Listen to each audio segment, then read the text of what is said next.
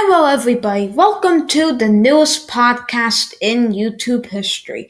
And in this podcast from my channel, you might know me as Goku the Gamer. Well, guess what? Still call me Goku in the comments. Because this is Goku Talks About Movies. And just to, this is a podcast, so if you need to go do something, maybe cook something, clean something, just want to have like your earbuds, your headphones on, you are not going to have to watch this video. This is a podcast, you listen to it. You can even take a jog with your wireless headphones or something, or if you have a really long wire to fit your pocket. And in this first segment, I'm going to talk about the current state of superhero movies. And right now, I just recently saw Guardians of the Galaxy Volume 3, and I think this is the movie that saved the superhero movie industry. And I'll get to that after I discuss the newer superhero movies entries, so just sit back and enjoy. So, back when No Way Home came out, or Spider-Man No Way Home, if you're not familiar with just No Way Home, back when Spider-Man No Way Home came out, that was personally my favorite superhero movie. It brought what I loved about every single previous Spider-Man movie, and that was Tobey Maguire and Andrew Garfield. Now, this is going to be a hot take, what I'm going to say right now, but I'm not a big Tom Holland guy. I've never really gotten the whole, he's the best Spider-Man. So I've never really also bought into his Spider-Man movies. Homecoming, I saw in the theater. It was fine. I mean, it's superhero movie. I really enjoy all superhero movies, except some of the ones I'm going to talk about today.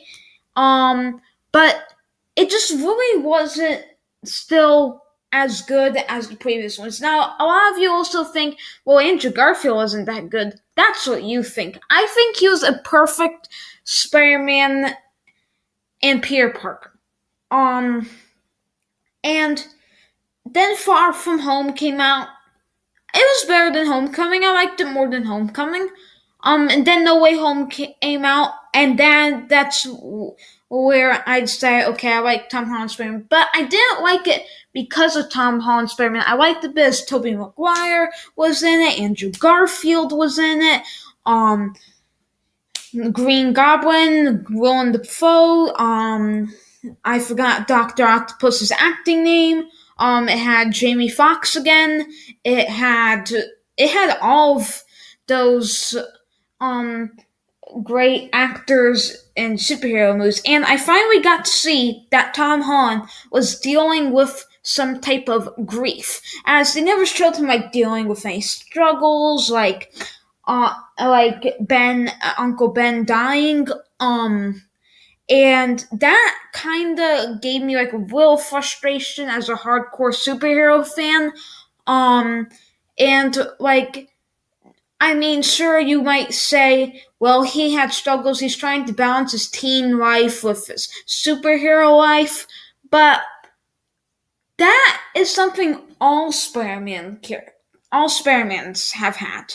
So that doesn't make him anything special. And then after No Way Home being a smash success, I guess everyone thought, well, we made a good money off of this. Now, let's just decide to, now because people have such high expectations for these superhero movies, and I'm sure they did, they probably are just people have such high expectations for these movies, we're gonna rank in the dollars, so let's just plow whatever crap we want. And that's what they did!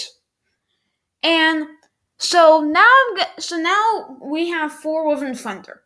I don't care what anyone else thinks. I liked Thor: The Dark World. I liked all the previous Thors. I think they all had something special that other superhero movies did. Like the first one, that was like a Norse god movie that was in a superhero it was in a superhero movie. And then for the Dark World, it was necessarily that, but like a little more of that, and a little more of like darker vibe. And I think with that we really got to explore more of Asgard. And then for Ragnarok, that was just funny. That was just a good time, you know. I mean, there's not much to say on that. And then we get into For Love and Thunder. It can't decide whether it wants to be too sad or too dark. And I think that's not something that it could balance very well. Um, I like because even For and For the Dark World, a lot of you might not think it's funny, but those are pretty funny. I mean, then this one, it kind of like it had some comedic moments, like the goats. It had like it felt like a just like prototype of Ragnarok. It felt like what Ragnarok was prototyped to be, and then they just fixed it and made it into Ragnarok. But with this, it's just like they had no idea what to do for the next movie. So they took that and they just sold out for a movie. And I see a lot of movies in fear, so and this was it was cool seeing in the fear, but it just wasn't like one of those very satisfying movies to see in fear.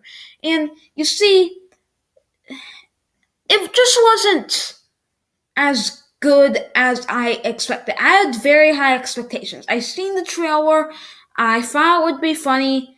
I thought it would be great. I thought it would be just as good as Ragnarok.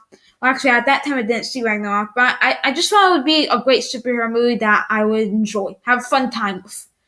And then what happened was that Black Panther Wakanda Forever came out. Now, what I'm gonna say, and when I criticize this movie, I haven't seen Wakanda Forever yet. This is just my first impressions of Wakanda Forever.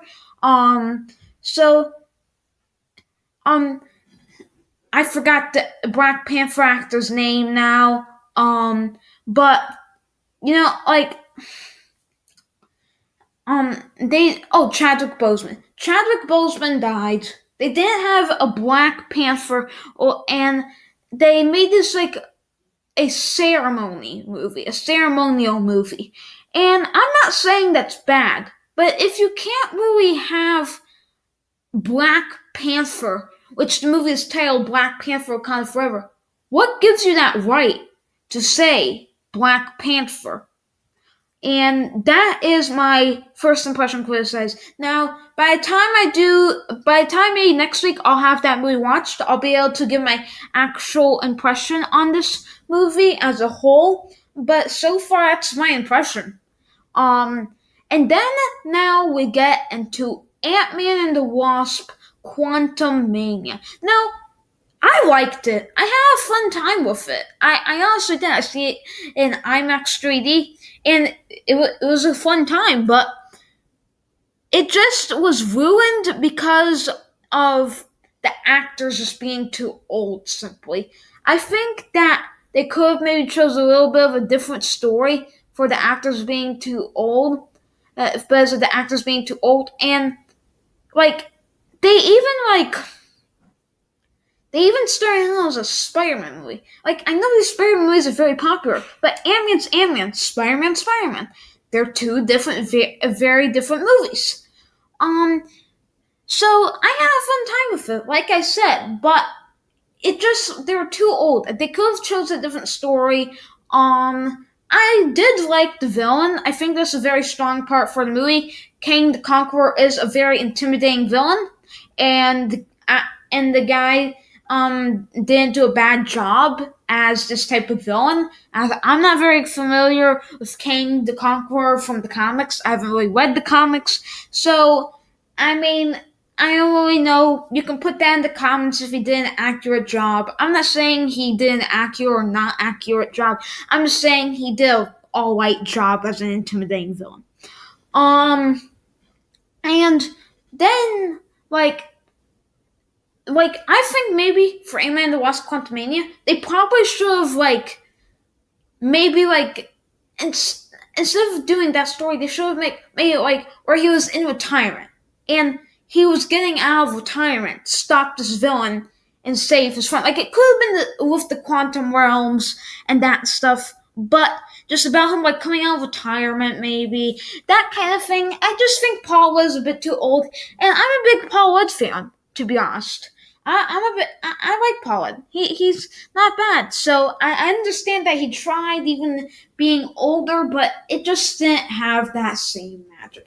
Now it still is maybe my favorite Ant-Man film, but I do have some very high criticisms about that I didn't have with the previous two. And I'll talk about the previous two in later segments, but now on to the next movie. Now, the next movie I'm going to talk about is gonna be Shazam! Fury of the Gods.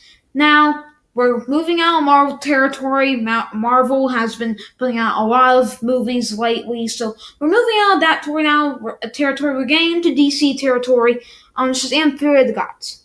Where do I begin? So, Shazam! Fury of the Gods.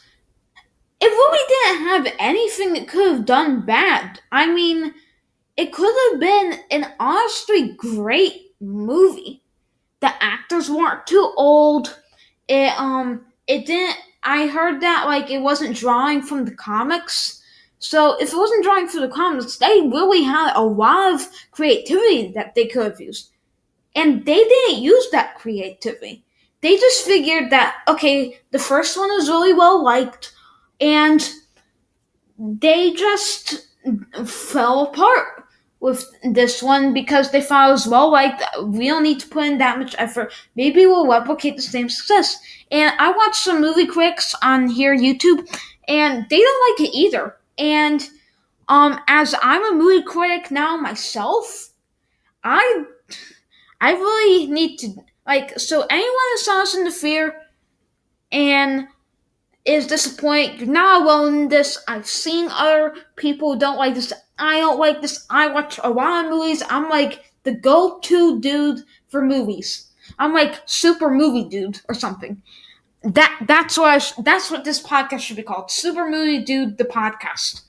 That's what this podcast can be called. You can call me in the comments if I'm doing a Roblox video, Goku, and then just call me Super Movie Dude in the comments for my podcast videos. And you know what? Like, then we get into now Guardians of the Galaxy Volume 3. Now, Guardians of the Galaxy Volume 3, this movie saved the superhero industry, I feel like. Now, this movie was a bit darker than the other previous movies. Like way darker. But it balanced something that other superhero movies have never been able to do. Balance a darkness without just only being dark, and balance the comediness without only being comedic. And they took those and made a very well crafted movie. Now, I also recommend if you see this movie, see it in 3D, really add to the experience for me. There's like a part where it's like the camera's going upside down. I won't tell you what part, you'll know that. And you do feel like you're kind of spinning. It will make you feel a little bit sick, but nothing to worry about. It was very well added to the experience. And this movie also saved the superhero industry because it like it was just like the actors weren't too old. There's nothing to complain about. Even if you try to like nitpick every little detail and like the smallest details, there's nothing that big to complain about. And I love that about that movie. And Chris Pratt did an awesome job still.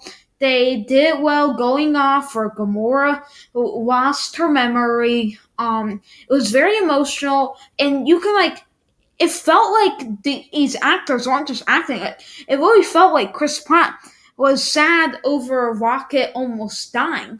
So I'm not going to give too many spoilers, but there's some that I need to give. So if you haven't seen the movie, these spoilers aren't that big, but you will notice what I said.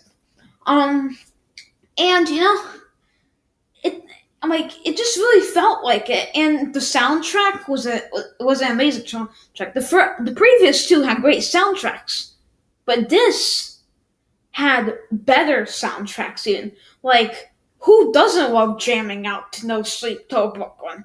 I mean, I can just go all day. No